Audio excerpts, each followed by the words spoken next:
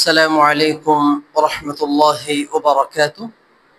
সম্মানিত দর্শক শ্রোতা, আমাদের দৈনন্দিন কোরআন, হাদিস ও দোয়া প্রোগ্রামে আপনাদেরকে স্বাগত।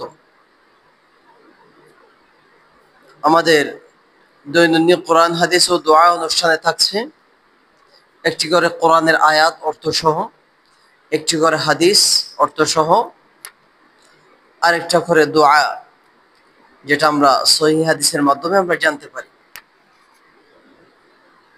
আজকে আমি কোরআনের যে আয়াতটা বাছাই করে নিয়েছি সেটা হচ্ছে সূরা লুকমানের 16 নম্বর আয়াত, যার মূল ভাষ্য হচ্ছে, পাপ পুণ্য যতই ক্ষুদ্র হোক না কেন এটা বিচারে আসবে, আল্লাহ সুবহানাহু ওয়া তাআলার কাছে সেটার জবাবদিহি করতে হবে। যদি পাপ হয় তার শাস্তি পেতে হবে, আর যদি পুণ্য হয় তাহলে তার উপযুক্ত প্রতিদান আল্লাহ সুবহানাহু ওয়া তাআলা আমাদেরকে দান করবেন। আয়াতটা হলো, ইয়া বুনাইয়া ইন্নাহা ইন তাকু মিসকালা হাববাতিন মিন খারদাল فتكن في صخرة أو في السماوات أو في الأرض يأت بها الله إن الله لطيف خبير। অর্থাৎ হযরত লোকমান আলাইহিস সালাতু ওয়াস সালাম তার আদরের সন্তানকে উদ্দেশ্য করে বলছেন, হে আমার প্রিয় বৎস, নিশ্চয়ই পাপ পুণ্য যদি সরিষা দানার পরিমাণও হয়, অতঃপর তা পাথরের মধ্যে কিংবা আসমান সমূহে বা জমিনের মধ্যে থাকে, আল্লাহ সুবহানাহু ওয়া তাআলা তাও নিয়ে আসবেন।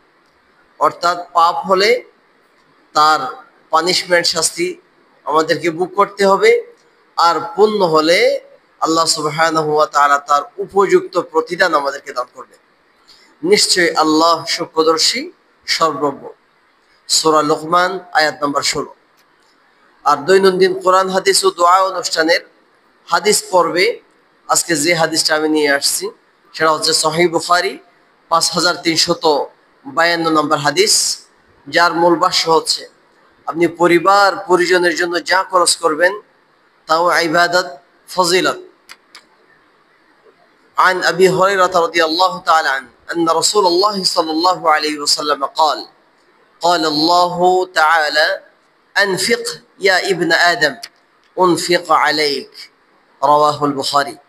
হযরত আবু হুরায়রা রাদিয়াল্লাহু তাআলা আনহু থেকে বর্ণিত, রাসূল করিম সাল্লাল্লাহু আলাইহি ওয়াসাল্লাম ইরশাদ করেছেন, আল্লাহ তাআলা বলেন, হে আদম সন্তান, তুমি তোমার পরিবার পরিজনের জন্য ব্যয় করো, খরচ করো, আমিও তোমার জন্য ব্যয় করব। সহিহ বুখারী 5352 নম্বর হাদিস। এবং দৈনন্দিন কোরআন, হাদিস ও দোয়া অনুষ্ঠানের আজকের দোয়া পর্বে যে দোয়াটা আমি বাছাই করে নিয়েছি সেটা হচ্ছে রোগ নিরাময়ের জন্য দোয়া।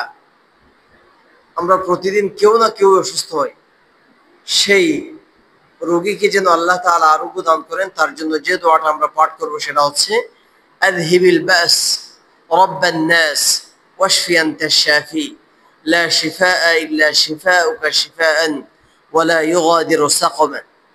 অর্থাৎ, হে মানুষের প্রতিপালক, আপনি এ রোগ দূর করে দিন, তাকে আরোগ্য দান করুন, কারণ আপনিই আরোগ্য দানকারী, আপনার আরোগ্য ব্যতীত কোনো আরোগ্য নেই। আর এমন আরোগ্য দান করুন যা কোনো রোগীকে কখনো ধোঁকা দেয় না। মিশকাত 1444 নম্বর হাদিস। আর প্রতিদিন নিত্য নতুন এই ধরনের কোরআন, হাদিস এবং দোয়া পেতে লাইক এবং সাবস্ক্রাইব করে পাশে থাকবেন। আসসালামু আলাইকুম ওয়া রাহমাতুল্লাহ।